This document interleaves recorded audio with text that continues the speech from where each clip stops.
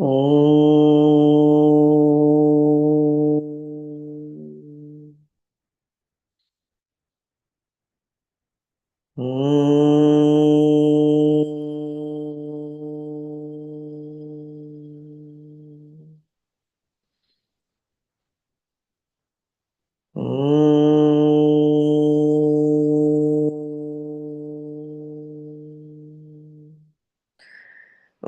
Sahana Vavatu Sahanau Bhunaktu Sahaviryankaravavahai Tejasvinavadhitamastu Ma Vidvishavahai. Om Shanti Shanti Shanti. Narayanam Namaskritya Naram Chaiva Narottamam Devim Saraswatim Vyasam Tato Jayamudirayet.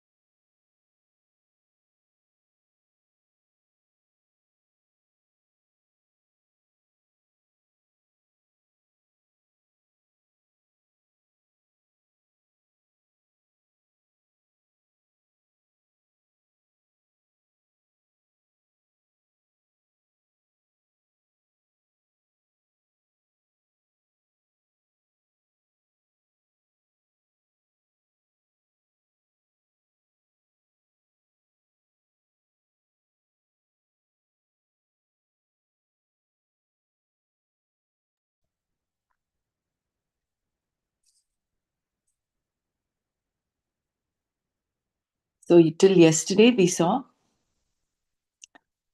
this last verse that Arjuna was surrendering to Krishna, saying, I want to become your Shishya. So till now, Krishna was not teaching Arjuna. He only gave him a whiplash of words. But now that he has surrendered and he submitted that he was a student, now Krishna starts teaching. Just read the last two paragraphs. So where does the mind go in such circumstances? See, the third word for student, Shishya, refers to a student who is qualified to be taught based on his or her capacity to understand. By using the word Shishya, Arjuna was stating that he thought he was prepared to learn what Krishna had to teach. His compassion indicated that he was mature, but because of a certain lack of understanding, there was a confusion with reference to dharma and adharma. Arjuna wanted to solve this problem much more fundamentally. He could not but think of his sorrow, which is a human problem. He had discerned sorrow in a situation where sorrow was not expected. He could not proceed with the battle because he did not see any favorable outcome, nothing that he could be proud of, and thus his mind went elsewhere. Where does the mind go in such circumstances? It comes back to oneself. This is where culture comes in. Without culture, one becomes a hobo. In Arjuna's case, his culture, maturity, his upbringing, his lifelong commitment to the values of Dharma, the various privations he underwent for the sake of Dharma, all of these had paid off in this particular coming back to himself and saying, I don't think that even a heavenly kingdom could remove the sorrow that is in me.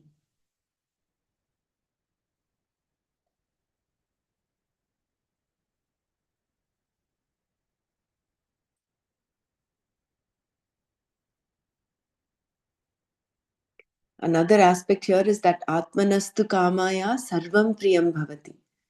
So whatever we do, it is for our own sake. So that is what Arjuna is experiencing right now. It says to fight or not to fight. Ultimately, I am the one affected. I am the one sorrowful. And that is what he's able to recognize. And that is because he was a cultured person.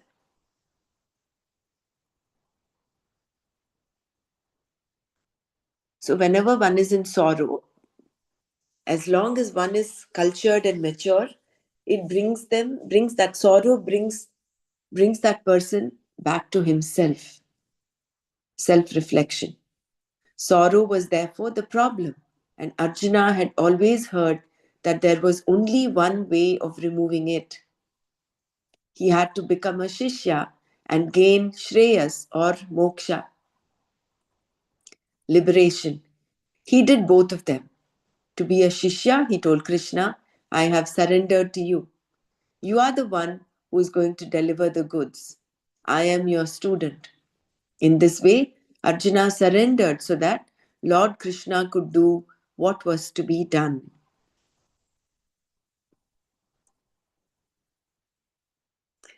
Sanjay Uvacha Eva Muktva Hrishikesham Gudakesha Parantapa Nayotsya iti Govindam Uktva Tushnim Babhuvaha. Sanjaya Uvacha said, Parantapa, the scorcher of foes, Gudakesha Arjuna, Rishikesham to Lord Krishna, Evam in this manner, Uktva, having spoken, Na yotsye, I shall not fight. Iti thus, Govindam to Govinda, Lord Krishna, Uktva saying, Tushneem Babhuva, became silent. Ha indeed. Sanjaya Uvacha. Parantapah Gudakeshah Hrishikesham evam uktva na yotsye iti govindam uktva tushnim babhuvaha. Sanjaya said, having spoken to Hrishikesha, Lord Krishna in this manner, Gudakesha Arjuna, the scorcher of foes, saying to Govinda, I shall not fight, became silent. With these words, Sanjaya informed Dhritarashtra of the most recent events on the battlefield, as he had been asked to do. Wanting Krishna to teach him Shreyas, Arjuna had said, I am your Shishya. Please teach me. Arjuna seemed to know the profundity of the word Shreyas, a word mentioned often in the Shastra. In the Kathopanishad, there is a story about a young boy, Nachiketas, who went to Lord Yama, the Lord of Death, and received three boons. He encashed the first in favor of his father, who was angry with him. For the second boon, he asked to be taught the ritual for gaining heaven. This boon, too, was for the sake of others. Lord Yama granted Nachiketas both of these boons. Nachiketas encashed the third boon for himself. He wanted to know whether there was a self, an Atma, other than the body, because some people said there was, and others said there was not. He told Lord Yama that he wanted to be taught about this Atma, and that there was no one more qualified to do it than Lord Yama. At first, Lord Yama discouraged him, but finally he decided to teach Nachiketas. Lord Yama told Nachiketas that there was always two things available to a human being, Shreyas and Preyas. Shreyas is chosen by one who is wise, a Viveki, whereas everyone else generally chooses Preyas, prosperity and pleasure, Artha and Kama. Dharma also comes under Preyas. Shreyas, on the other hand, is moksha, liberation, the freedom brought about by self-knowledge. Nachiketas asked Lord Yama for this Shreyas.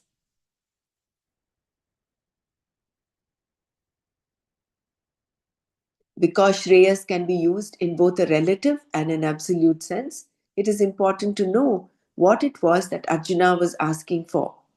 Whether Arjuna wanted it or not, Krishna understood Arjuna's request only in terms of absolute Shreyas and not in the ordinary sense. The absolute meaning of Shreyas is absolute fullness. That which is good for me, good for you, good for everyone at any time and place. That which was good for Arjuna was equally good for Duryodhana, if only he had ears for it. If Duryodhana had said to Krishna, I am your Shishya, please teach me, and if Krishna had considered Duryodhana a qualified student, he would have taught him in the same way. Whenever and to whomever Shreyas is taught, it is always taught the same way because it is knowledge, jnana. From Krishna's point of view, then, the Shreyas Arjuna asked for was this knowledge, which is moksha. In the wake of this knowledge, there is no sorrow, because this is the teaching of the Gita. From beginning to end, the Gita is Moksha Shastra, a body of teaching meant to destroy shoka, sorrow. Knowledge is something that cannot be personal. Although it has to be gained by a person, knowledge, any knowledge, is always true to the nature of the object of knowledge. It is not something that is centered on your personal will, but on the object of knowledge. For example, if the object is a flower, it is a flower. There is no choice in knowing it as anything other than a flower. If there is something more to know about the flower, then you can know it. Its botanical name, which includes its family, and so on. Whatever more you come to know about the flower is always jnana, because knowledge is always as true as the object. It is not determined by one's will. Therefore, knowledge of a thing is not going to differ from person to person.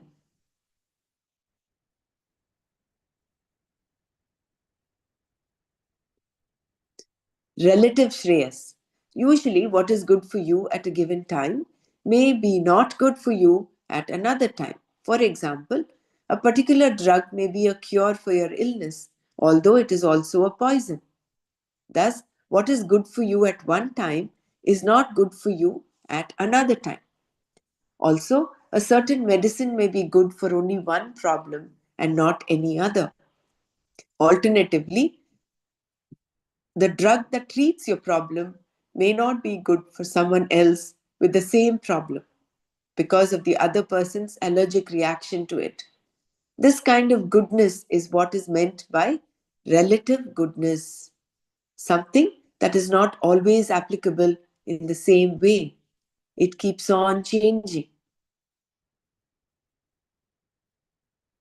Something that is good is determined by place, desha, time, kala, and situation, nimitta.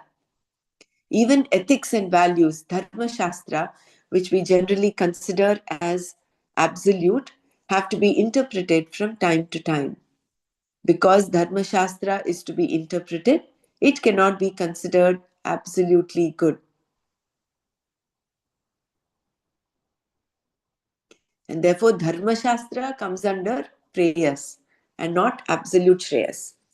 Whereas, what is absolute Shreyas? If there is something that is absolutely good, it must be something that does not change at any time and is always the same for any person. That is what is meant by Shreyas here. Arjuna's sorrow led him to ask for this Shreyas, and Krishna understood what he wanted as absolute Shreyas. Absolute Shreyas, called moksha, is the complete acceptance of oneself. Self acceptance implies a self that is already acceptable. If I am not acceptable to myself, positive thinking cannot give me self acceptance. The self is unfolded in the Gita as already acceptable, along with how it is acceptable and how it is free from all limitations.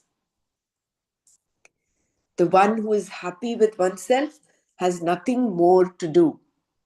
Such a person is one who has checked off all the items to be completed, to be fulfilled that are on the list.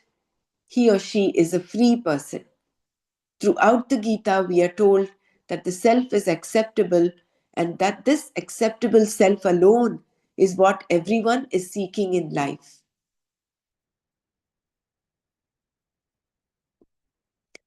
When Duryodhana wanted the kingdom, he wanted only self acceptance.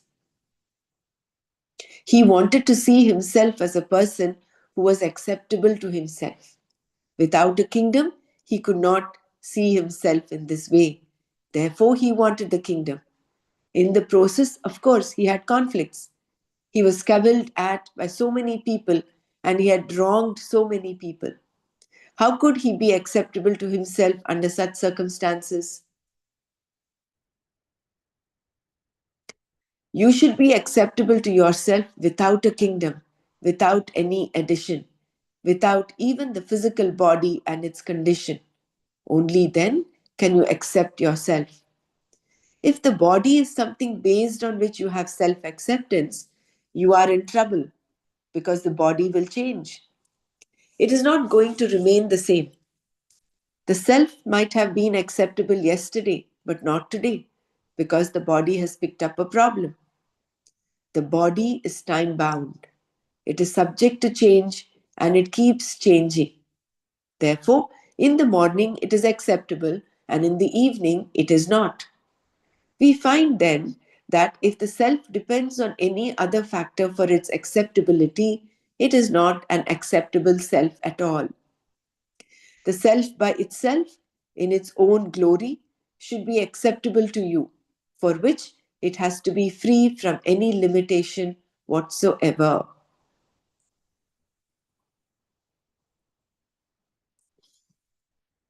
The self is the whole. In reality, there is nothing other than self. This vision is unfolded in the Gita in such verses as all beings exist in me and I do not exist in them. Matsthani sarvabhutani nachaham teshvavastitaha. The fourth verse of chapter 9. And in me there are no beings. Nachamatstani bhutani. The same chapter, verse 5. This means that while I do not depend on any one of them, they all depend upon me. This is the vision of the whole, unfolded in the Shastra as the meaning of the word Shreyas. Shreyas is you. Until it is gained, Shreyas is an end, as it were. Once gained, it is not separate from you. It is you alone. You are Shreyas. Arjuna asked for it and he got it.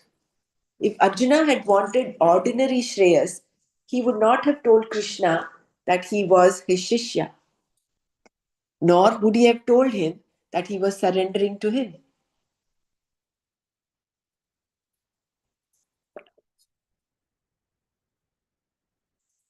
All this indicated that Arjuna wanted to gain absolute Shreyas at this particular stage of his life.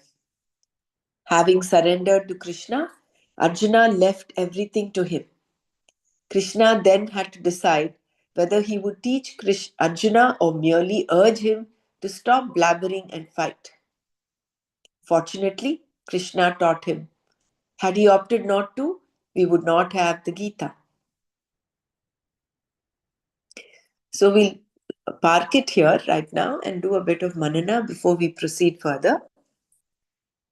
So it is very beautifully explained as what Shreyas is. Two types of Shreyas, absolute and relative. What Preyas is.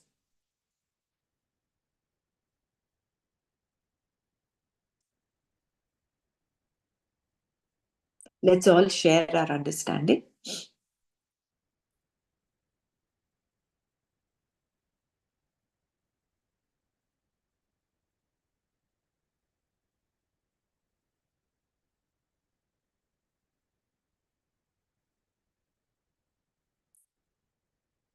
Shreyas is moksha, is liberation.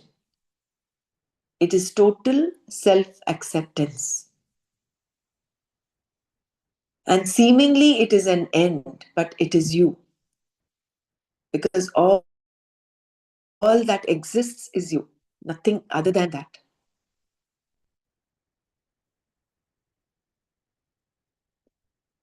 And this is absolute Shreyas.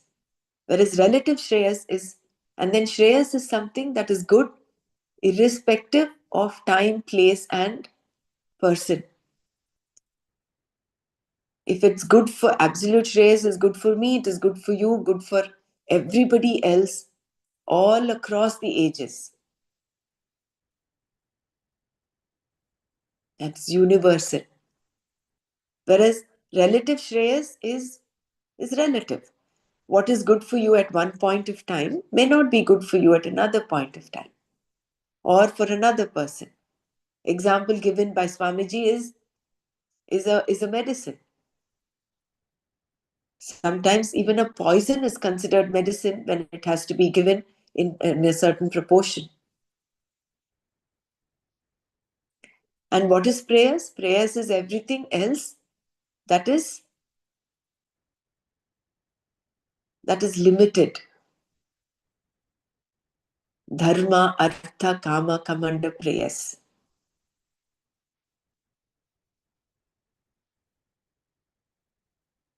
Yeah, anybody wants to share?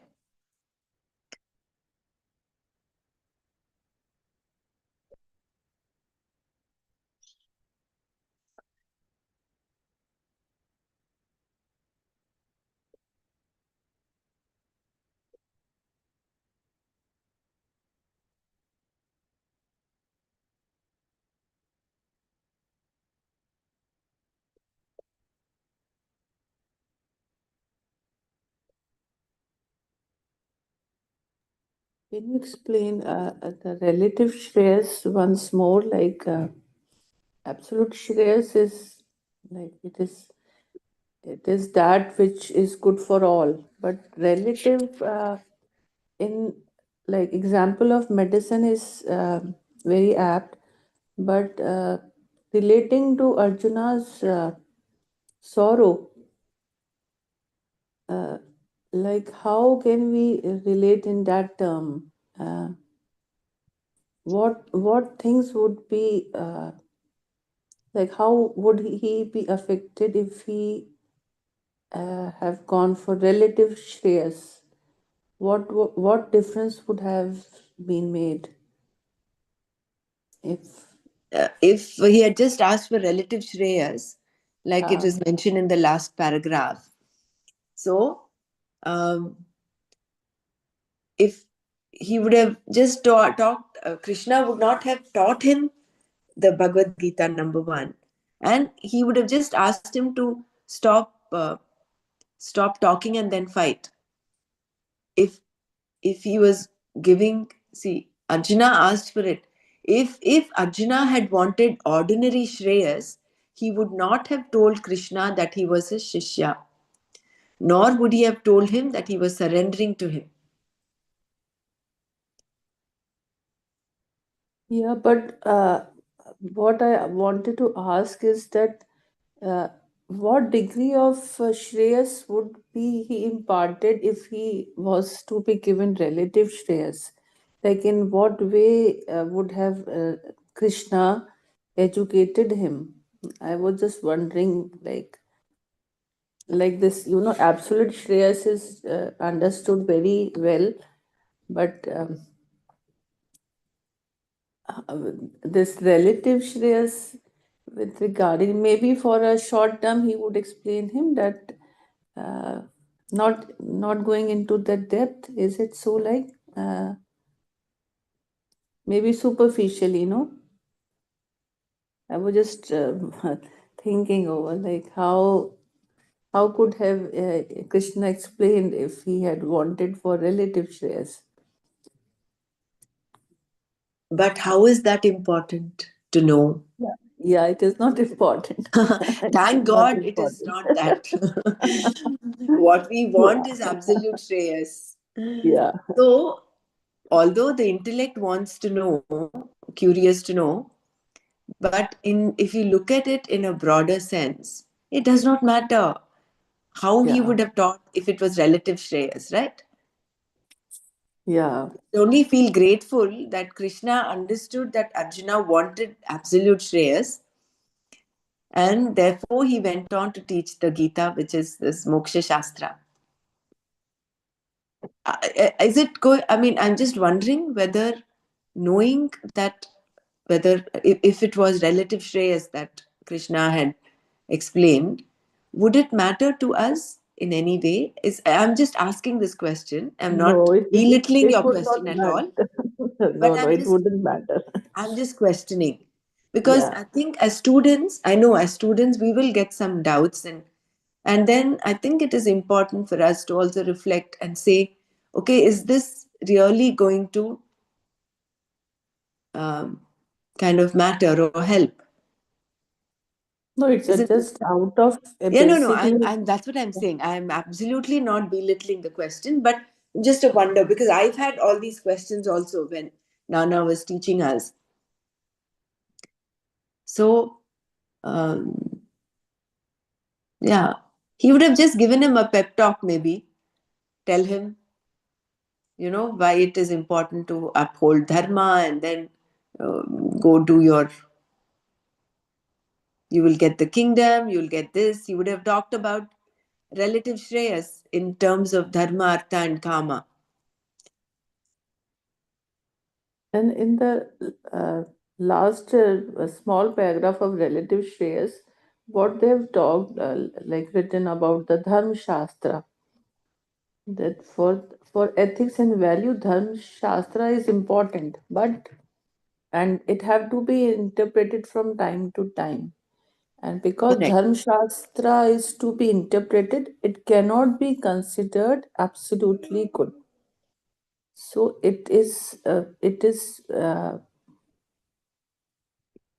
basically, it is for like it will, according to the yuga, it will be different. Is it in that manner?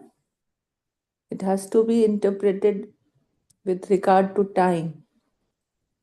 Yeah. This last paragraph, something that is good is determined by place, desha, time, and kala and situation. Which we generally consider as absolute, have to be interpreted from time to time, because dharma shastra is to be interpreted, it cannot be considered absolutely good.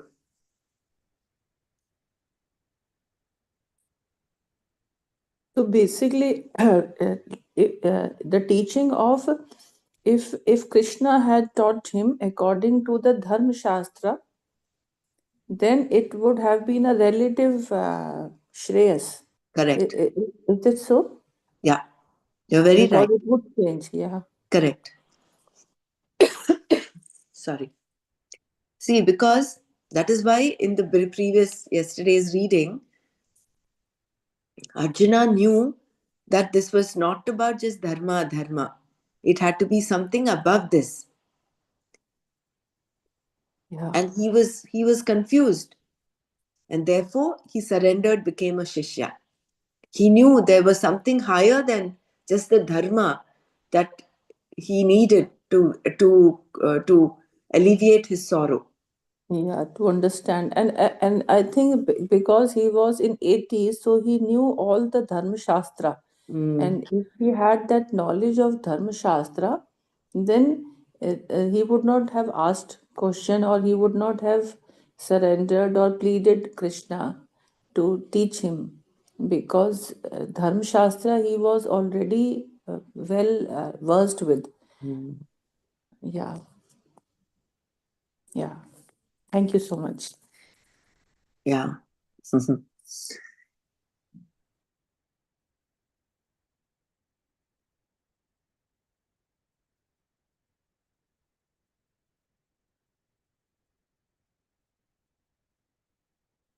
So dharma shastra is to be interpreted. I think when we read the Mahabharata, Ramayana, and all of that, we will understand more and more of this dharma shastra. But then, But is it been explained in any of this? I'm sure in the Upanishads also what Dharma. how they define, and I uh, think Upanishads is not about dharma, no? Upanishads it's is more of all about Vedanta. It's all about moksha. all about moksha. But even to about moksha, you have to uh, walk in the dharmic Of way, course, you right? must walk the path of dharma. Correct. Yeah. So again, the dharma comes. So yeah, I understand. So that I tend to look again to see where they would talk about it more. Hmm. Mm, Dharma is the connecting link, actually. yeah. This one is dharmic. You cannot proceed towards moksha.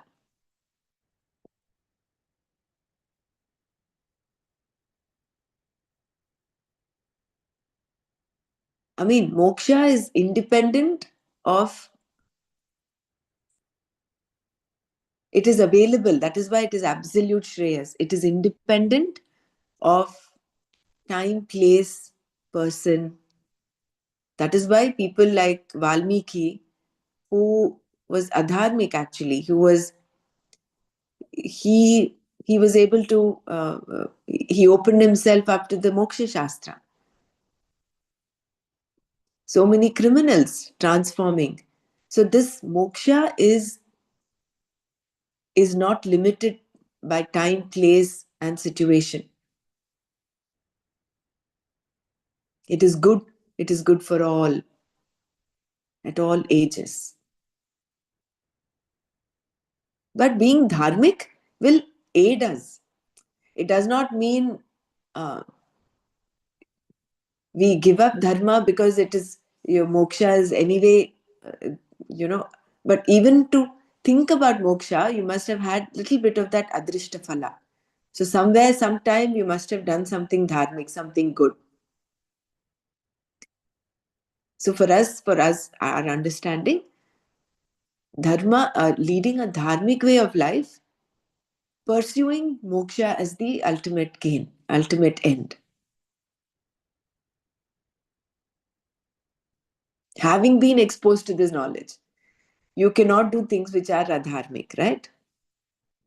If one is not exposed to this knowledge, then you are excused. I mean, people like Valmiki and like, maybe they were not exposed to this, but having been exposed to this knowledge, doing things which are adharmic will be not pardonable.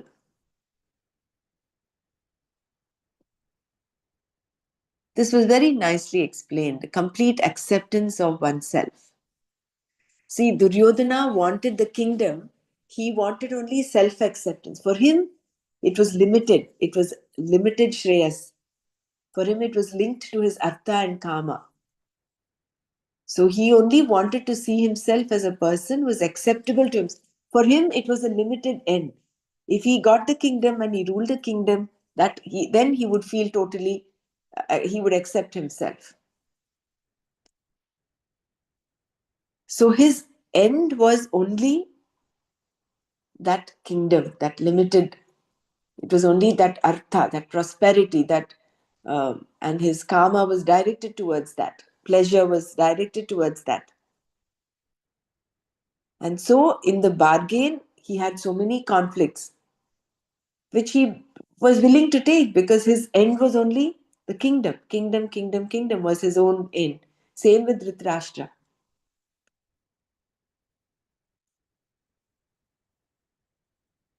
But the Pandavas were a mature lot. They were from the beginning.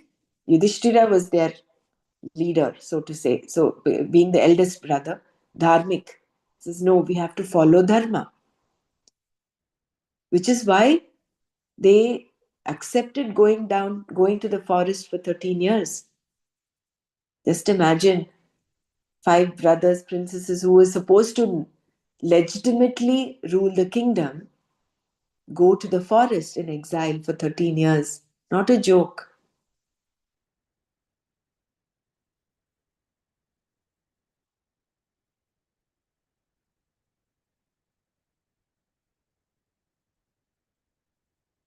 So they led a very dharmic life, mature life.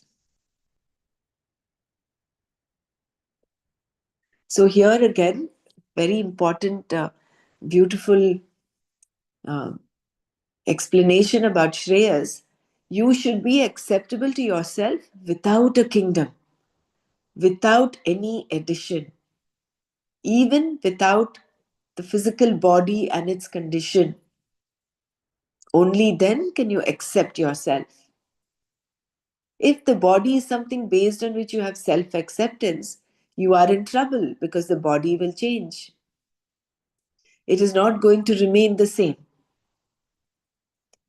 The self might have been acceptable yesterday, but not today, because the body has picked up a problem.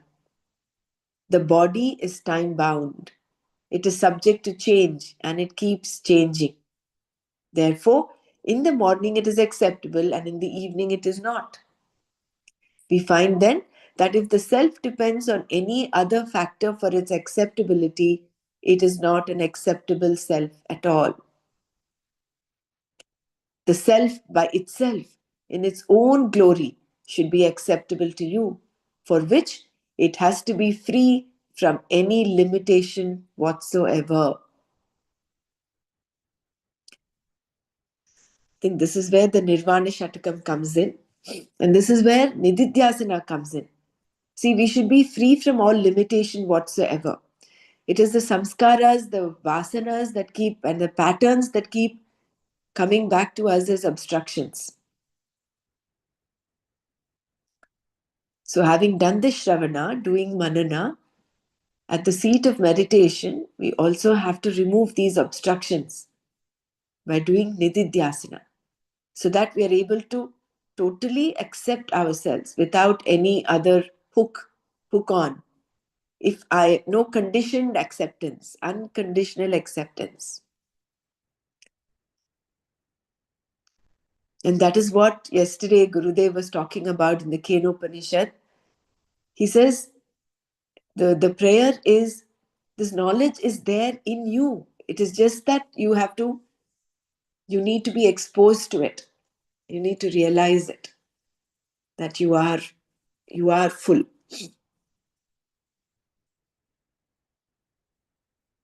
That is what, no? So in the Sampradaya, in the Advaita Sampradaya, any text you take, it talks of the same thing, absolute Shreyas.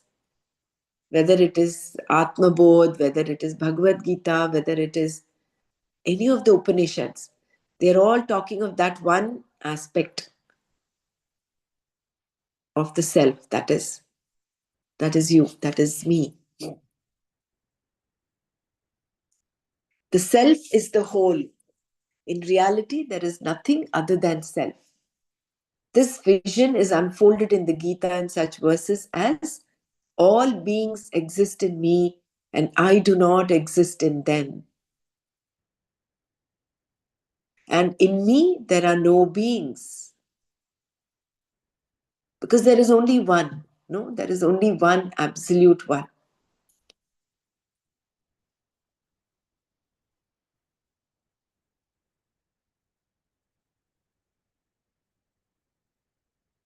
This means that while I do not depend on any one of them, they all depend upon me. This is the vision of the whole unfolded in the Shastra as the meaning of the word Shreyas.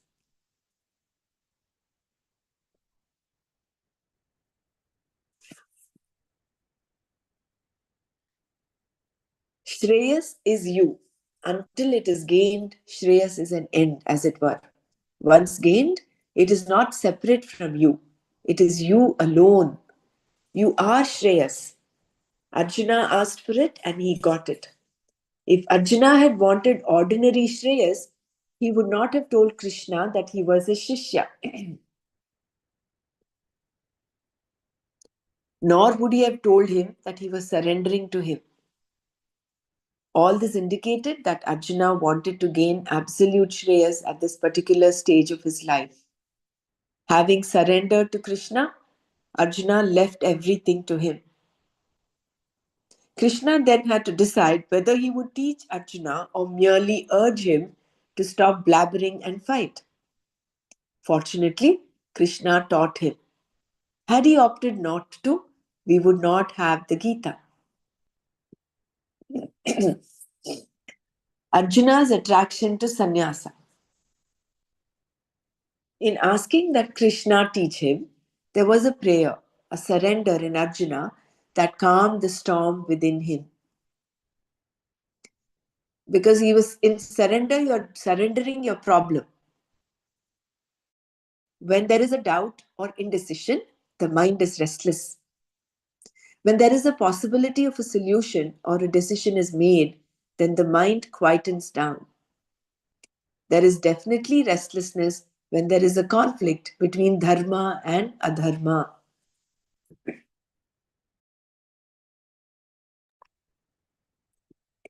In Arjuna's mind, there was a conflict between right and wrong, dharma and adharma, and there was the emotion of sympathy leading to his sorrow. Affections being involved, his mind was in an even greater state of confusion than it would have been had he merely been concerned about his duty. Arjuna's confusion naturally led to a certain sadness. Lord Krishna was a good listener, and perhaps the two verses wherein he tried to whip Arjuna into action also helped to trigger Arjuna's thinking. While trying to prove to Krishna that he was not frightened, Arjuna had to tell him that he could not handle this particular situation. He now saw himself as someone who was not as dispassionate as he was expected to be. Arjuna concluded that he would be better off living a life of alms, a lifestyle mentioned in the Shastra for a sadhu, a person who gives up the pursuit of all desires. The life of a sadhu is meant purely for the pursuit of knowledge, jnana, and is free from all social, national, religious, or familial obligations. As a sannyasi, you are a non competitor in the society. You do not have a job, nor are you interested in anything in the next life like heaven and so on. Self knowledge is pursued to the exclusion of all else. The sannyasi is respected by the society and lives on alms, bhiksha. The Vedic society has a value for this lifestyle, and it is one of the four stages, ashramas, of a person's life. Sannyasa was exactly what Arjuna had in mind. He thought that a life of bhiksha would mean sannyasa, and he talked about it constantly. He knew that sannyasa was meant for jnana, moksha, and that it was not for securities and pleasures, artha, kama, and dharma.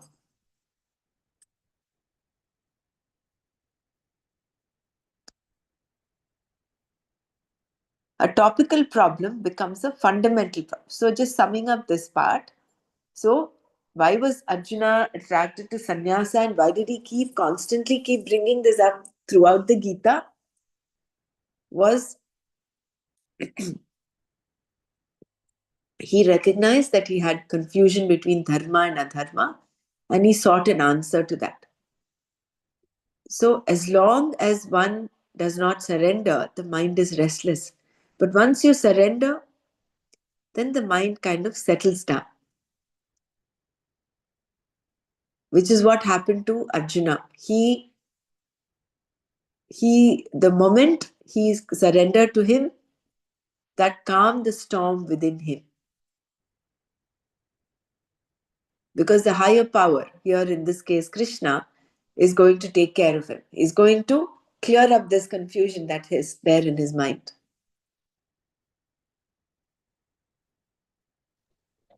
Even in our day-to-day life, like we feel so calm and serene when we leave, surrender to the higher power that is God. And then we come to know, yes, we are not the doer. God takes care of us. That is so relieving. Right. The power of surrender, right? Yeah, But why power of. was, yeah, Yeah, please continue. true. The power of surrender is what got Arjuna. That is why he was able to listen to the Gita. Yeah. Because if he was continuing to be restless in his mind, there was no way he would have the capacity that a shishya is supposed to have. A shishya is one who has the capacity to understand, as against a vidyarthi or an antevasi. A Yeah. shishya is one who the teacher understands. Okay, this person has the capacity to understand. So that he would not have had if he was continually restless in his mind. So that act of surrender is such an important. So even for us, all of us, if we have to graduate from being a vidyarthi, antevasi to becoming a shishya, for us to be able to understand what Gita is giving us, we have to come to that state of surrender, saying, "This is it. I I'm not able to handle it. I need this. I need you. I need the knowledge to unfold, and I need this to clear the confusion in my mind, or to take me higher, to evolve higher." So, one question, Dr. Brahma. So, a person first he is to be a shishya, and uh, simultaneously he should surrender, or is it that after surrendering he becomes a shishya? This is I think, like for a shishya, the qualification is there that he understands, but is it like first that qualification comes and then that surrendering happens, or is it the other way, like surrender happens and then that we read no about shishya, the yeah, definition of shishya? I think it seems like it is simultaneous, no? Unless you are a shishya, how do you consider yourself a shishya? Only you submit to a person who has the knowledge, who has the now knowledge. So you're surrendering. In that sense, you are surrendering, saying, "I do not know. I want to know. Please teach me." Yeah. But in a previous paragraph, when you were reading about Shreyas, there Arjuna said no, that he had, if he wanted ordinary Shreyas, then he would not have told Krishna that he was his Sishya, Mm. and nor would he have told him that he was surrendering to him. So it is these two things, being a Sishya and surrendering. He like it has been written separately, like that. First, he acknowledged that he was his Sishya, and then he surrendered to him. So, just wondering, like for a Sishya, the mental maturity and understanding, and the understanding of the dharma, what Arjuna was already well versed with. And after that, when he considered himself to be a Sishya, then he asked, then he said to Krishna that I I am your Shishya, and now you teach me. So he acknowledged um, before having this taking this knowledge of Gita, he accepted that he was his Shishya, right? Is it so, Right. or is it Yeah. okay? And then surrendering to have that knowledge in this way, surrendering that so that uh, he being taught with all that moksha shastra, you can say. So it is, I think, though both simultaneous. Simultaneous. Yeah, it is Yeah, simultaneous, no? yeah, We again, I understand what you're trying to say there, but my thinking is that first of all, he was having this being passionate about the people and what he's doing, what he was doing. Sorry, that he was he overcame. He came up with this sadness. I mean, that being compassionate itself led him to this sadness. But then that sadness, he kind of extrapolated to everything that is affected by the war, right? Like that everybody is getting the kula and the pitru, kada, the duty they cannot do, and then the oncoming people also, they're not going to be proper and all that, and all the women will be not have good life. So much of he adds up to that. He looked at all those possibilities and leading to big sadness for him. That even if I fight and get the Rajyam, it's not going to help. So that was the big sorrow. This like absolute sorrow that he needed absolute stress to overcome it. Looks like, so um, you know, that kind of surrendered to some Lord Krishna to get that knowledge. Like you said, he probably knew a lot of it already. Then maturity is there already to learn it, and then going to this moksha part. And when Arjuna asked about Shreyas, absolute Shreyas, Mm, which is moksha, which yeah, is which that is removal of nothing that but sorrow knowledge. completely, right? Yeah. Yeah. Then moksha, in that one word you read in that previous thing, the where you read Shreyas is an end or something like that. Mm-hmm.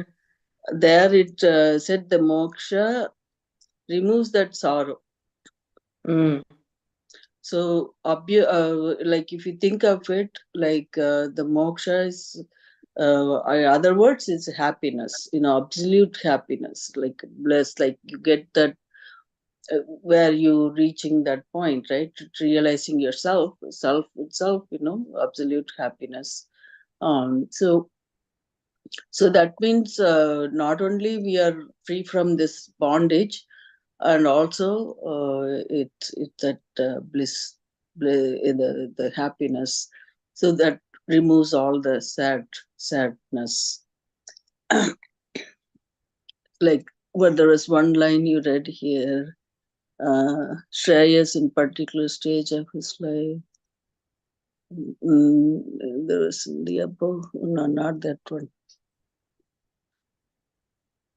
no, down, absolute Shreyas acceptable. There somewhere you read there is that removes sorrow. I think absolute Shreyas. It's only in the Shreyas here. That paragraph, Brahma.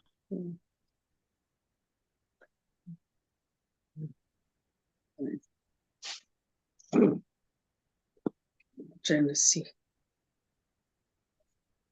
Yeah. I'm not able to go to the point where you are looking at. Wait, because relative absolute sense, I am your Shishya, please teach me.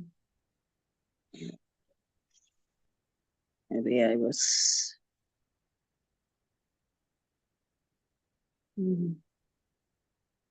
Yeah, this one here.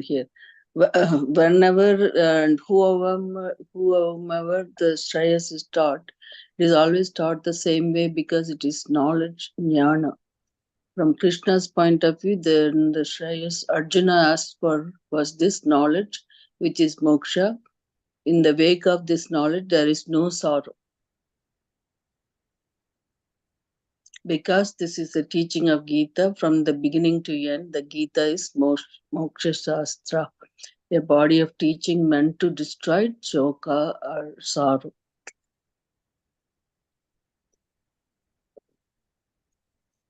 This paragraph, it reminds me of what Gurudev says. He says, Mm, you can mm, either have a guru or misery. You can mm, have both. If you have a guru, which mhm, means you're The exposed to this knowledge, yeah. the moment you're exposed to this knowledge, their misery vanishes, it melts. Yeah. Mm. So you either have one of them, you can't have both. Yeah. So, Even to understand that two words only he says, right? Either yeah, you have misery or a guru. But a what does guru. he mean by that? Oh, Yeah. well, So, if I don't have a guru, I'm going to be miserable all the time.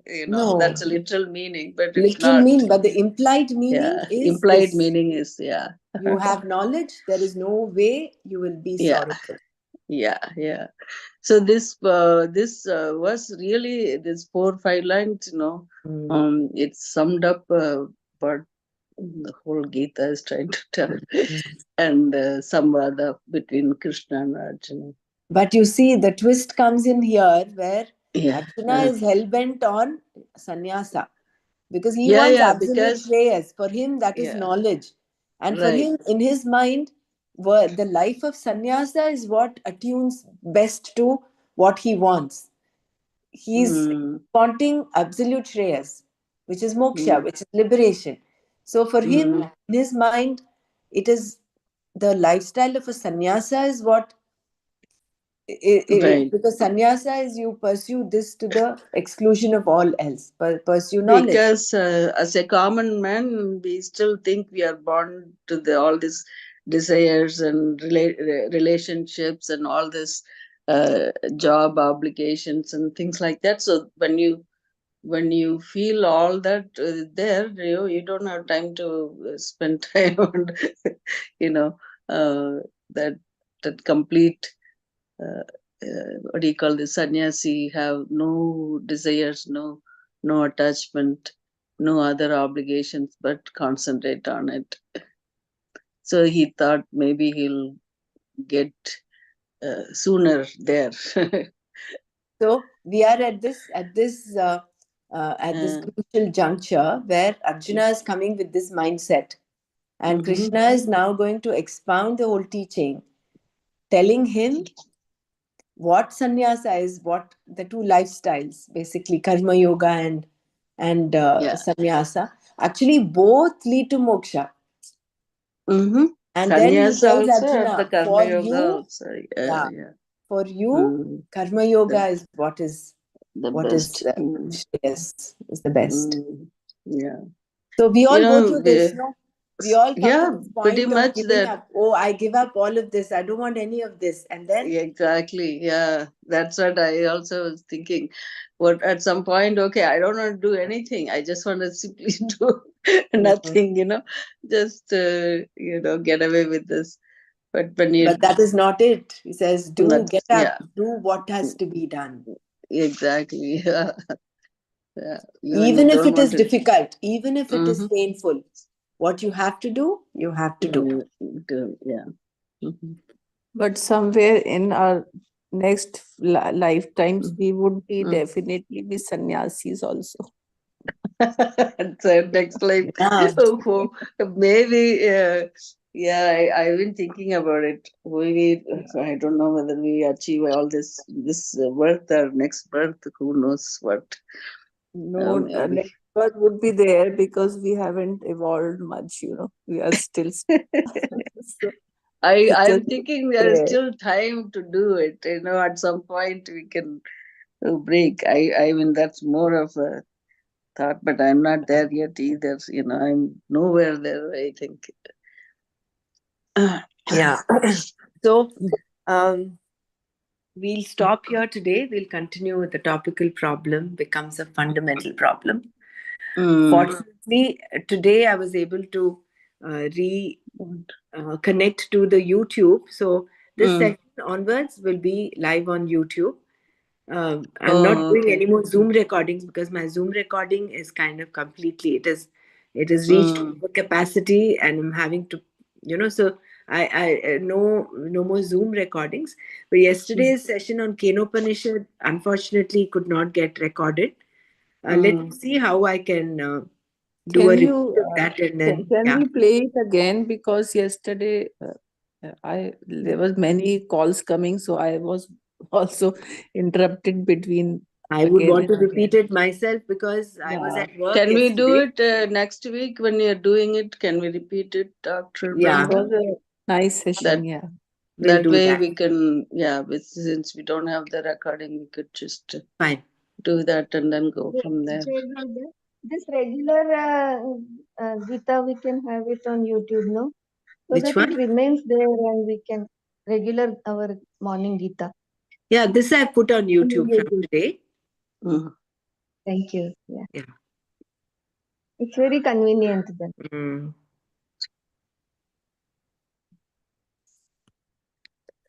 ॐ लोका समस्ता सुखिनो भवन्तु। ॐ शान्ति शान्ति शान्तिः। ॐ तत्सत् श्रीकृष्णार्पणमस्तु। जय गुरुदेव। Okay, good. Thank you. Thank you, Jai Gurudev.